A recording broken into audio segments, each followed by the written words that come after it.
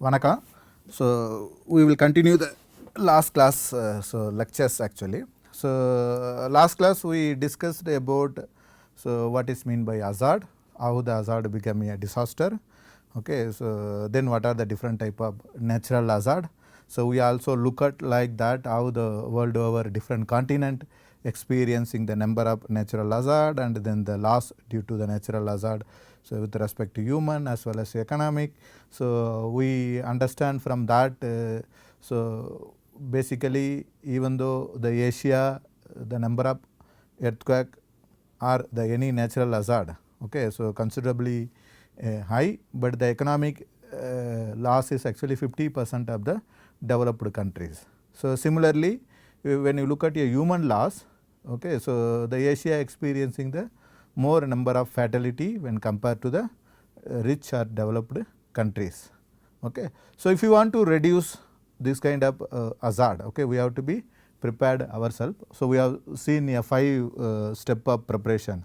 So starting from perception and understanding of the wave propagation and designing the structures and retrofitting that and things like that. And then we also seen that this has to be carried out institutional way and then individual way. So I told you all of you to go through what to do when earthquakes are comes, what are the things you should follow as a individual and also what you should do to prevent this kind of human losses within your family. So I hope all of you are gone through that and maybe things like that. Maybe in the my TS will have some kind of assignment related to that. So with the continuation that we have seen that so the institutional way of dealing this hazard is a prime importance to reduce the human as well as the economical loss. So one of the institutional way is basically educate the people. Okay, so educate the people and preparing a drill if the earthquake comes what to do. Okay, so that is the major things. So in the part of education system, so basically, so the NPTEL take an initiative to create online web courses as well as the video courses kind of things. So this subject also part of that where the engineering seismology to be taught to the anybody who is having the slightly better understanding of the education and read and write capacity. So this engineering seismology course, as I told you that it has been framed such that people with +2 qualification also can take this courses. Okay.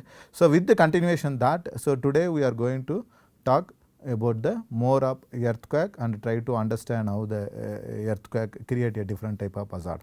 So we have seen that the earthquake is a part of natural hazard. Okay, there are about 4 major category we divided. So earthquake comes under a geophysical hazard where the volcano and dry land mass movement is there.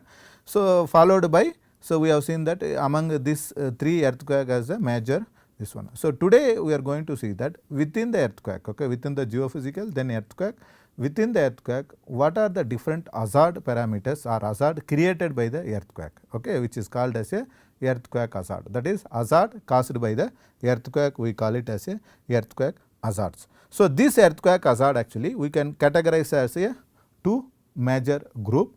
So one is that basically the direct effect of the earthquake, so which is the seismic waves, so comes from the directly can basically cause damage or human losses.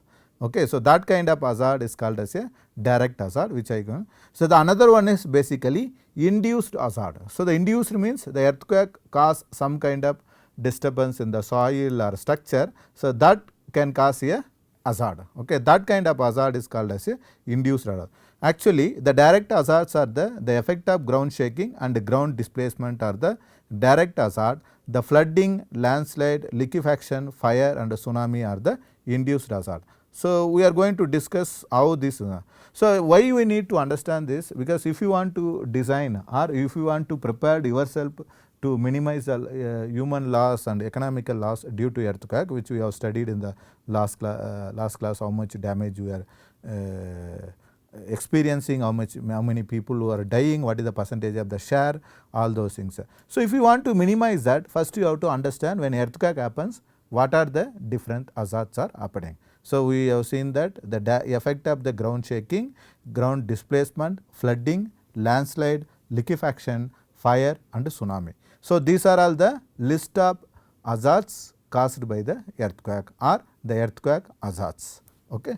So, let us see how these hazards. So, if you look at this picture, okay, so this is actually the effect of ground shaking. So, when the earthquake comes actually, okay, so whatever the vibration created by the earthquake which directly comes to the structure and affect a structure. So, that kind of hazard is called as a the effect of ground shaking. So, this is the main earthquake hazard. So, irrespective of the region, this direct shaking you can experience when the earthquakes are there. If the magnitude is small, you will experience a less shaking. If the magnitudes are larger, you will experience a more shaking. So, that is the general trend. So, this is basically, so when the earthquake are resulting lot of damages, people try to understand how these damages and all. So, this is basically a Good Friday earthquake occurred on 1964. So, where you can see that the earthquake caused severe damage to the building. So, people are trying to escape due to this. So, it is basically directly. So, this is another one where the you can see that a part of, okay, so one side of this Anchorage street, okay, basically failed and it caused a lot of damages. Okay.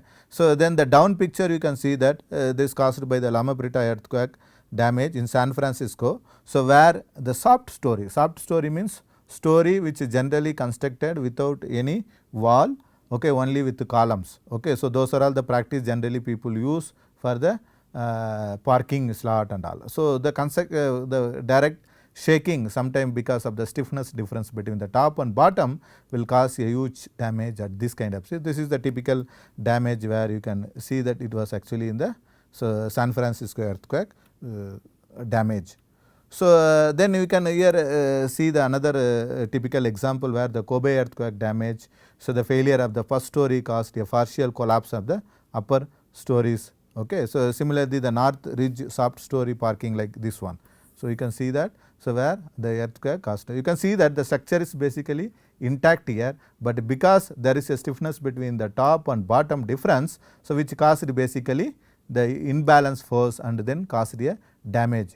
Okay. The only soft stories are collapsed and the remaining house is intact. So, even if you design sometime a earthquake, this kind of things are not taken care, the building may experience a failure. So, which has to be accounted. Okay. So, this is the again a typical failure due to the North Ridge earthquake soft first story parking level damage. And then similarly, this is a particular unique case where you can see that the bottom and top are intact, but the middle actually you are experiencing experienced a failure. So, why this was happened, maybe this particular place may be used as a office or something like that, where the stiffness between the top and then bottom may be different. So, that stiffness difference is not able to tolerate the vibration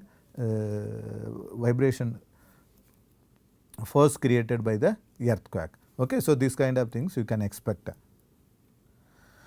So, the another one again you can see that whatever the similar discussion we made. So, the mid story failure where you can see basically this level, see the top and bottom are intact. So, this is actually the another a small single story building. So, there is a school of thought that it is only multi story will damage, single story does not, nothing like that. Okay. So, it is if the structure is not withstandable for the particular vibration, it will damage. So, here you can see that this house shifted its foundation and then base because of the moving. So, like this. Okay. So, this movement basically caused a shifting of foundation and the floor of this particular buildings due to the North Ridge earthquake occurred. Okay. So, similarly, this is another building where you can see that up shifted of its foundation Loma Prieta earthquake, and then there is another building where the column failure due to the Loma Prieta earthquake. You can see that how the column reinforcement, all those things, it is almost like buckled and collapsed drastically. Okay. So, this is another failure where a column failure interstate highway overpass North Ridge earthquake. So, where you can see that part of the bridge is actually a completely collapse, you can see here. Okay. So, similarly the column failure. Okay. So, interstate highway express where you can see how the reinforcements are buckled, okay, and then cause a failure. So the column failure again on the another earthquake, so where you can see there is a damage here. So you can see the damage. Okay, so these are all the damage. These are all the routine common damage to the structural component when the direct shakings are coming to the building. Okay, so this is another bridge. Okay, so where the inadequate connection between to the decking and bridge in the interstate highway due to the North Ridge earthquake, you can see here. So here you can very clearly understand that the direct shaking. So direct shaking means even if you are constructed your building on the very rigid foundation, okay, or a rock, okay, the force comes from the earthquake, basically causes to the additional dynamic force to the structure. If that structure is not designed for that dynamic force, which will undergo a failure. If it is designed, at least it will be take that load and sustain. So this kind of direct shaking, whatever caused by the earthquake, will resulting a damage or the huge. So this direct shaking is possible irrespective of the location. So if earthquake comes any place, this direct ground motion hazard or ground motion shaking is the prime and problem. The next one is actually the shaking due to the amplification. So amplification means the seismic waves whatever comes, okay, we will be studying this in detail later classes. So right now the amplification means the seismic waves whatever generated, okay, by the earthquake at source, when it travels a path, when it travels from the very deep location to the surface, as you know that the ground actually the top surface we have the soil followed by the dense soil, then followed by the rock. This is a general geology most of the region. So when you have this kind of difference stiffness material, the wave which propagates on all this layer basically undergo a modification. So that modification basically result in amplification and attenuation. The amplification means basically the wave amplitude, frequency, duration, content increasing, amplify. Okay, that is the amplification. So attenuation means these three component reduces. Okay, so these are all things. So because of this amplification, so even though the earthquake when it has only a rock, okay, your earthquake magnitude is for example 0.25 G, but when you have the composite layer, rock, weathered rock and then the soft soil, dense soil, different layers, these waves are get modified. So basically it amplified, that amplified wave become a 0.25 become a 0.35, 0.45, 0.65 depends upon the thickness and stiffness of the layer. So that kind of amplification will cause basically a additional force than the regular direct ground shaking. So the failure caused by this also huge in nature. So there are some cases this basically the amplification shaking relatives are failure. So this is amplified shaking building resonance or very narrow based structure supporting a large mass. So this also happens sometime if you have the structures which has like a thin slender column and then you have the very large top, okay, like a pendulum, inverse pendulum kind of things. Because of that mass imbalance you will get this kind of resonance as well as the amplification of the seismic waves. That means there is a seismic waves, bottom it is different, top it different apart from the soil. So there is a collapse due to this kind of failures are called as a amplification shaking failure. The collapse of expressway supported by the central column of Kobe earthquake actually one of the classical example of this kind of failures actually. So these are all the direct shaking. So the another one is actually, so the another direct earthquake failure is actually the ground displacement. So in the previous cases the ground does not undergo any displacement or your structure kept on the rock, okay, that kind of condition. Only the waves are modified and the waves are causing a additional force to the structure. So that kind of things are the direct shaking failure or the ground motion failure. So the next is the ground itself undergo a deformation. So as you know that, so the most of the places we see a soil, the soil is actually composite of the several individual particles. So due to dynamic load, okay, these particles try to move, okay, this try to move from its position, original position to the changed position because of these waves. So that kind of things will create a ground displacement or additional movement of the soil layers in the location. That kind of failures are called as a ground displacement failure. So, you can see that this particular road, okay, where you can see that the grounds are basically the original level was maybe the before failure it may be together. So, this location, the after failure is basically moved this direction, you can see here this kind of. So, similarly this is the another one is the bank of some of the drain or the small canal kind of things. So, where the earthquake caused additional force. So, from its original position the masses are moved after earthquake. Okay. So, these are the very common ground displacement. This also happens to the direct waves coming from the earthquake. Okay. So, it is not induced any additional this one. So, these two hazards are called area, so this one. So, apart from that, if there is a places where you are living top of the fault or this one, we will discuss that in the later stage. So, you can see like this here ground displacement, you can see here, and then here you can also see that the original level was like this. So, after the earthquake this was actually moved to this. Okay, there is a huge, this is actually the Empirical Valley, California earthquake, October 15, 1979. Okay, so where the fault location, you can see the fault surface rupture, okay, which caused a displacement and also the movement of the land. Okay. So, this is actually the other failures. So far we seen a direct failures. Now, we are going to see about the indirect failures, okay, or induced failures. So, the induced failures means the seismic waves or seismic force causes, okay, some kind of disturbance in that material that result in other consequences. Okay, it induced some kind of. So, for example, as you know that so the hills, okay, so you have the hill, we have the lot of trees followed by the thin layer of soil, then followed by the rock. This is the most of the cases in the hill. So, when the static condition, so this will be stable because you may not see any landslide or anything. But when the earthquake comes, okay, the thin layer sitting on the surface will undergo this vibrational forces which will move from its original position. So, that means the movement of the soil induced by the earthquake, that movement is causes a landslide or it create a big landmass movement. Okay, those kind of failures are called as a landslide failures. So, these landslide failures most of the time it's occurred in the hilly regions. Okay. So, wherever hill and slopes are there, you can expect a landslide. So, it is not only the land, it also occurs in the sea. Sometimes there is, if you have the huge valleys and ridges in the sea floor. So, due to earthquake you can see floors are get moving together. There was a recent studies they reported that there was a similar kind of sea landslide occurring inside the sea, which causes a additional disturbance in the sea. Okay. So, this is the typical landslide caused by the Pakistan earthquake occurred on 2004. So, this earthquake actually occurred when I was doing my PhD.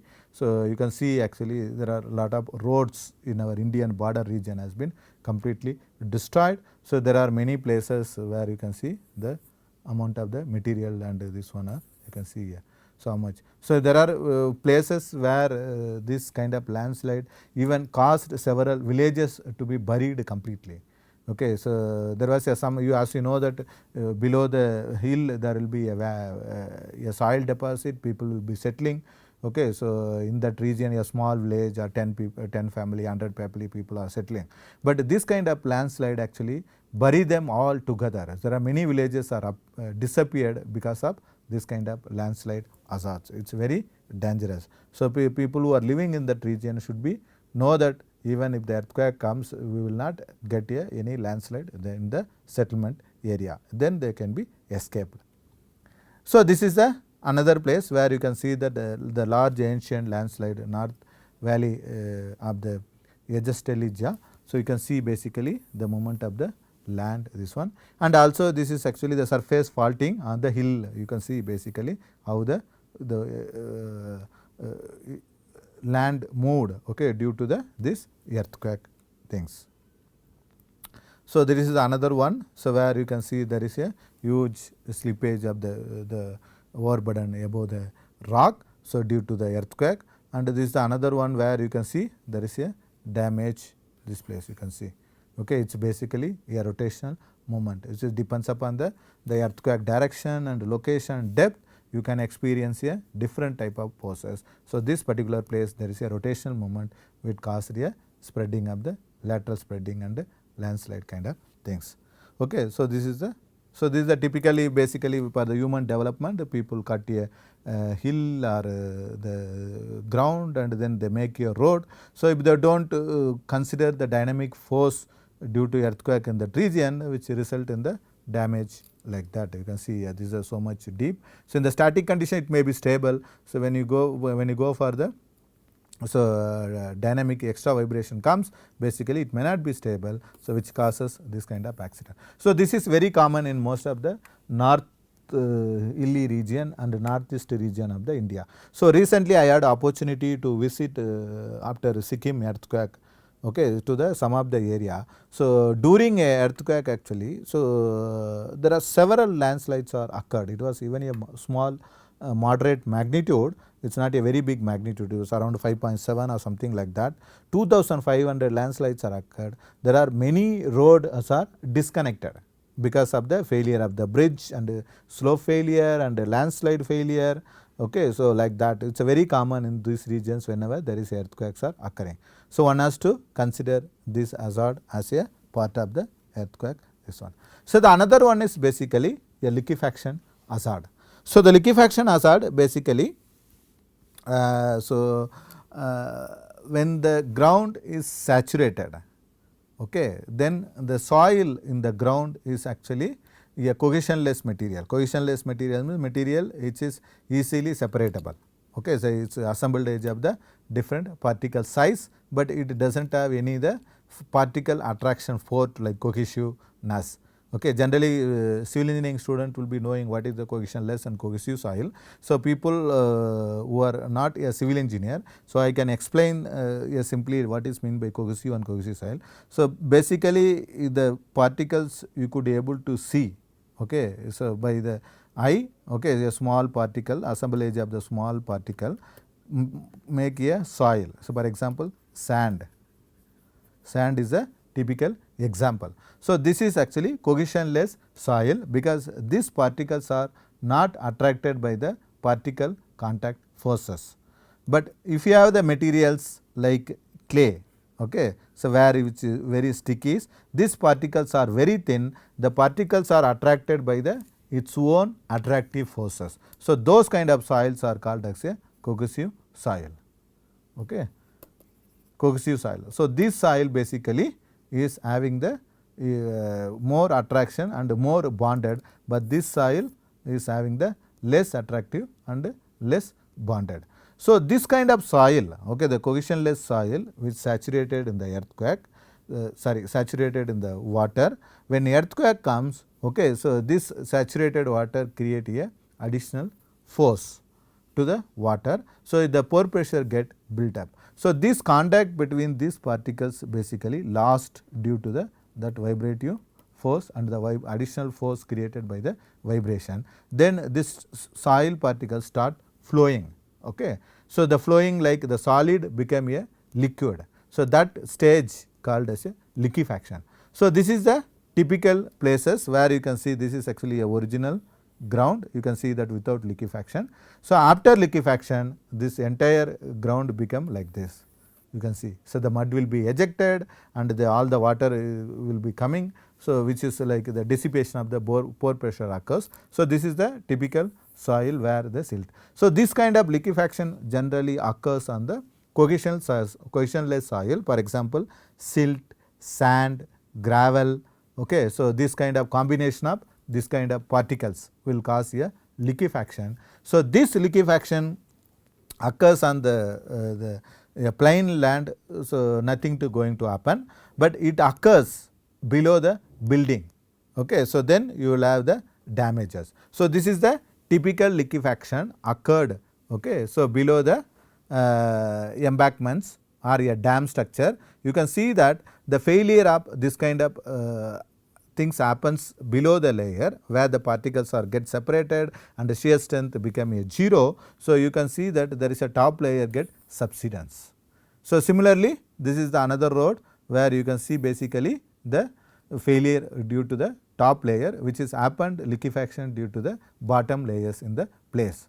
So these are all things are very dangerous, because you don't know what layer is going to liquefy. So that liquefaction in the particular layer will cause a, one is that if it is in the surface, you will get a things like this similar to that. If it is in the below some layer, you will, that failure will cause a surface like this. Even if sometimes if it is the below the water body or below the this one where you are keeping your foundation, this foundation become a unstable, and it will rotate and tilt and failure. So this is some of the building where the foundation, okay, where you keep your foundation, below that layer is got liquefied. Because of that, so there is a loss of bearing capacity, and there is a huge settlements which try to tilt a structure. You can see that the original structure basically tilted because the soil below the foundation is liquefied.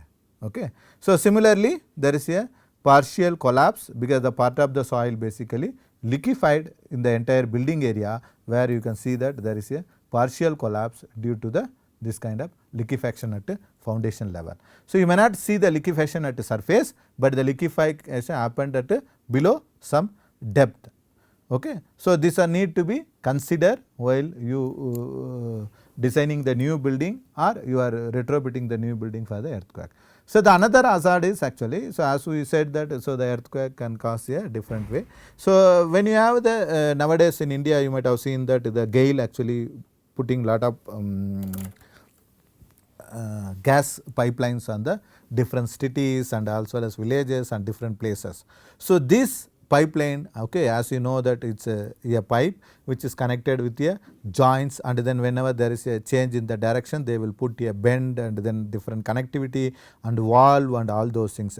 When earthquakes are occurring, okay, so these joints and the pipe should be capable of taking that vibration. So in case if it is not able to take that vibration, the pipe breaks or cracks, okay, the gas kept in the pipe will be released. That gas will cause us a fire. So that kind of fire will destroy even a city. So this kind of fire hazard is another induced earthquake, because the earthquake doesn't cause a fire, but the human development such as a gas line or such electrical line cutting or short circuiting will cause a fire. So this was a big major issue in the Loma Prieta earthquake and San Francisco earthquake, where this gas line, okay, so and then the electricity caused short circuiting, that created a fire. That fire is not controllable in the throughout a city. That entire city got fired, and it got huge amount of the damage, even though the buildings are intact, but because of the fire it got a problem. So those who are visited the San Francisco, basically if you go San Francisco, you can see that in San Francisco street, every street corner and with different spacing interval, you can see the fire hydrant pipes, okay, the firefighting pipes. Why? Because during the San Francisco earthquake 1909-06, this earthquake caused huge amount of the fire, where they couldn't able to survive. Many people are died, a lot of economic losses. So when you have the time, you can also visit a museum, how before fire and after fire, what are the steps they have taken, it is explained. So from that time onwards, people are very cautious that when earthquakes are come, you should also see that there is a possibility of fire occurring due to the earthquake, which happens basically non-stable pipeline or electrical connections, or such circuiting of this electrical connection due to the vibration forces. Okay. So which is the huge in nature. Sometimes the building may be designed and the building may stand. If the fire happens, still you will have the huge amount of the loss. So the another one, so apart from fire, there is a flood. So flood generally happens when there is a dam or water body storage. Okay. So even though I didn't put explicitly slide here, but it's so whenever you have the dam or water body storage, okay, so when earthquake comes, if the vibrations are not tolerable by this dam structures, that fails. So the failure of that not only result the collapse of the structure, the huge amount of the water stored in the dam will be released. So that will cause basically downstream side flooding, and which will cause a human loss as well as the economical loss. As you know that the dams are basically temple of the country, where most of the people get a agriculture from the dam water as well as the drinking purpose. So these kind of floodings are very huge. So 2001 during the Bhuj earthquake, actually there are several dams are failed. So fortunately that time all the dams were empty, we didn't experiencing the flooding. But there are many cases this dam failed due to earthquake that caused huge amount of the flooding in the downstream side. Many people died and buried alive, and it caused a lot of consequences actually. So now our country actually after 2001 earthquake, after understanding the lot of failures, okay, so now the dam agency like Central Water Commission CWC, so looking at all the old dams, how these dams can experience, what are the seismic forces, these dams are safe, do we need to retrofit, if it breaks how many people will be affected, how much area will be inundated. So what is the things, so that is called as a DRIP project, which is called as a dam rehabilitation and improvement program by the Central Water Commission. So where they got huge amount of the funding from the World Bank, they try to improve all the banks which is called dams, which is called as a DRIP dams. Okay, so this kind of initiative is going on. So maybe some of you who are taking this course also may be working on that. So you have to know that dam is basically what kind of seismic force is expected. The dam is stable, it may be the earthen dam or masonry dam or a concrete dam, doesn't matter. This dam is how much seismic force is going to experience. Okay, so it is stable for that or not, we should know. Okay, so this is the flooding induced by the earthquake. So the next another well known and major hazard of earthquake is actually tsunami. So the tsunami word itself very new to us. So last class when we are discussing about the perception and then knowledge of the world earthquake, I mentioned about the 2004 tsunami earthquake. So many of us, our generation, we well aware about tsunami because of the 2004 earthquake, which caused many people die, and then it has come in the news and most of us aware. So when earthquakes are occurring below the sea or below the water body, okay, so the fault created by the fault rupture and it creates a vertical the displacement. So that vibration whatever caused by the earthquake will be carried by the water. Okay, so that vibration causes the increasing in the wave. Okay, so height. So that height will result in the flooding up the seashore or the water body shore, and which also results in additional water force to the structure around that, and the people will become stable and they may be dragged by this force and they will die. So you may be knowing that about more than 3 lakh people died due to this 2004 tsunami. These tsunamis are very common in Japan and other places, but India it's very rare. Okay, so but during in the last 50 years we experienced only the 2004 tsunami. There was a tsunami which was experienced very long back, but those things only we could able to see by the paleoseismology study. So the knowing of this tsunami can occur or tsunami can be induced by the earthquake or not is also important. Why? Because this tsunami will cause a huge amount of the force and many people and die and a lot of economical loss. So how this tsunami occurs? If you look at this is a fault or seismic source. So it ruptures and breaks and releases a vibration which causes the vibrational forces to the water. So this vibration forces carried by the entire water column depth. Okay. So when it happens when the middle of the sea or far away from the shore where the water thicknesses are very large. So because of large, the wave heights are very small. The wave heights are tsunami. But when this wave, this energy get transformed to the entire water body. So this keep moving. So when it comes to the close to the shore, as you know that the thickness of the water reduces. So in order to compensate a energy, basically the water wave height will increase. You can see that the waves are height keep increasing when compared to here and here.